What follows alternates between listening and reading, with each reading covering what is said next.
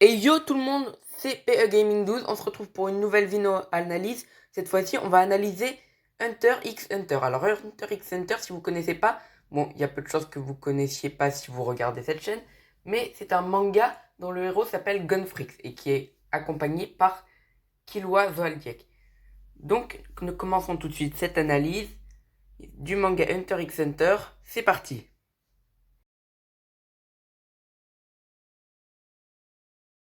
Hunter x Hunter est un manga où le protagoniste, Gon, quand il approche de ses 12 ans, veut devenir Hunter pour retrouver son père, qui est lui aussi Hunter. Au fil de l'aventure, il rencontrera des amis comme Leorio, Kurapika, mais majoritairement Killua Zoldyck, qui est le fils d'un des assassins les plus connus au monde, si ce n'est l'assassin le plus connu au monde. Ils n'auront vite une solide amitié et ce sera le personnage qui se sera le plus attaché à Gon.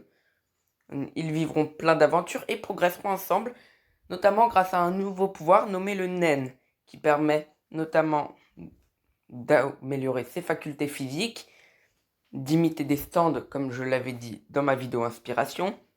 Allez voir si vous voulez, likez. Ou encore de faire des choses diverses et variées, du soin. Bref, les capacités accordées par le Nen n'ont presque aucune limite. C'est avec ces pouvoirs que Gon et Killua vont s'entraîner. Gon va atteindre une grande force physique et Killua va améliorer sa vitesse et apprendre à faire des décharges électriques.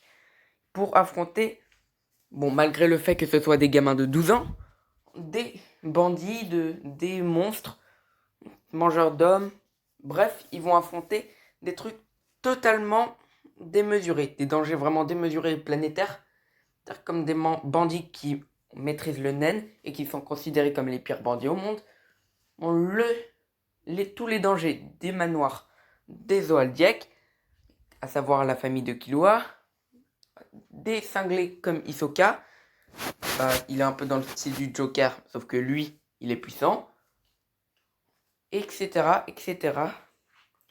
Et comme je vous l'avais dit, des monstres mangeurs d'hommes.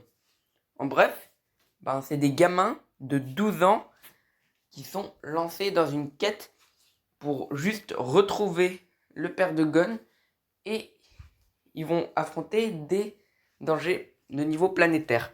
Si vous pensiez que le début de Naruto c'était hardcore, où on les lâchait direct, des gosses de 11-12 ans aussi, justement, contre des criminels mercenaires de haut rang comme Zabuza Aku ou encore Orochimaru, et là, c'est encore pire. Donc voilà, c'est ça le synopsis. Donc maintenant, passons à la suite de l'analyse.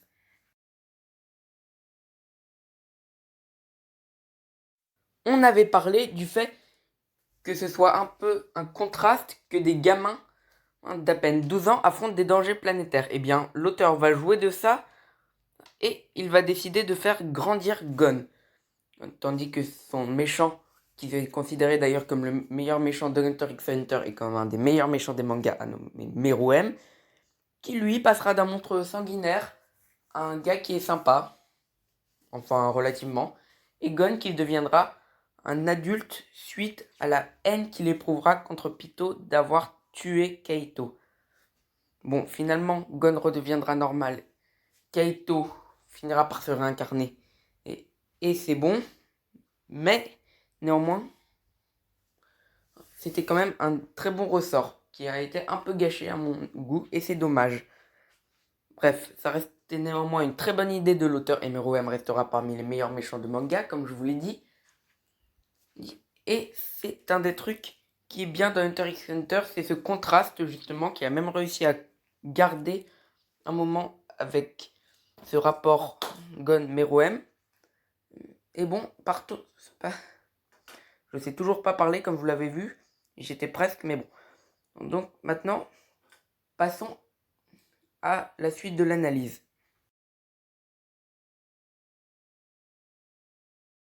Enfin, pour finir, nous allons analyser les défauts de Hunter x Hunter. Pour moi, la version 1999 était plutôt bien. C'est surtout que son dernier combat n'était pas vraiment très marquant. On se souviendra tous de la partie de volleyball avec Razor. Vraiment, Ça m'a vraiment déçu dans la version 1999, mais les retrouvailles avec le père de Gon, elles, étaient très sympas. Bah, Et c'était très sympa, justement, et ça crée encore un contraste, parce qu'on ne les a pas vus. La scène était d'un symbolisme, ça nous laissait imaginer ce qui allait arriver ensuite, c'était une très bonne fin, et en plus, elle pouvait déboucher sur une suite.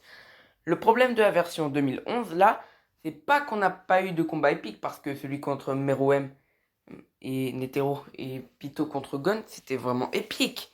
Et en plus, on a aussi même eu d'excellents combats avec Killua et son frère slash sœur. C'était vraiment très sympa. Mais là où j'ai pas vraiment trop aimé, c'est que Gon finira par redevenir normal, Kaito survivra, il n'y aura pas finalement eu d'enjeu durable. Alors que le dernier arc aurait pu faire une fin parfaite, le père de Gon arrivait, mais on bouclait rapidement l'élection des Hunters en parallèle. Lorio aurait pu devenir le président, ça aurait été très sympa, un bon gag, avec l'aide des Zodiacs. Claude Gars, eh ben, il aurait été content, on sait pas vraiment ce qui se passe pour lui. Oui, Hisoka aurait regardé tout ce beau monde et se serait marré. Et Gon et son père se seraient rencontrés pour la première fois au sommet de l'Arbre Monde avec son père qui lui laisse un petit rendez-vous en speed. Mais là, je trouve que les retrouvailles de Gon et son père, elles ont vraiment été gâchées et c'est ça qui est dommage avec la version 2011. Genre Gon, voilà, il est sauvé. Et il va devant l'assemblée des Hunters voir son père, tout le monde l'acclame, son père se fait traiter comme une merde, etc. Moi, je trouve que ça a un peu gâché leur retrouvailles. Et ensuite, son père, comme si de rien n'était, il lui a dit enfant, je t'attends au sommet de l'arbre monde. Ils font comme si rien s'était passé, que c'était la première fois qu'ils s'étaient vus. Ils racontent leurs aventures et c'est bon. C'est une excellente fin. Mais je pense que si Gon n'avait pas vu son père à ce moment-là, ou alors que son père ben, était passé à côté de lui sans rien lui dire, par exemple, juste en lui disant où il l'attendait, là ça aurait vraiment été une fin digne d'Hunter x Hunter. Vraiment, c'est ça qui a vraiment gâché. Et la fin, avec le manque d'enjeu, qui reste néanmoins très correct, mais un peu décevante à mon goût. Bon, et bien écoutez, c'était l'analyse d'Hunter x Hunter, et bien 1999 et 2011. Si vous avez aimé, n'hésitez pas à laisser un pouce bleu, à vous abonner et à partager à vos amis pour qu'eux aussi s'abonnent et like. Moi, ça me ferait vraiment très plaisir, ça me motiverait à continuer. Et en plus, si vous vous abonnez, vous ne manquerez rien de la suite. Et vos potes non plus si vous partagez et qu'ils s'abonnent. Eh bien écoutez, c'était PE Gaming 12. Ciao.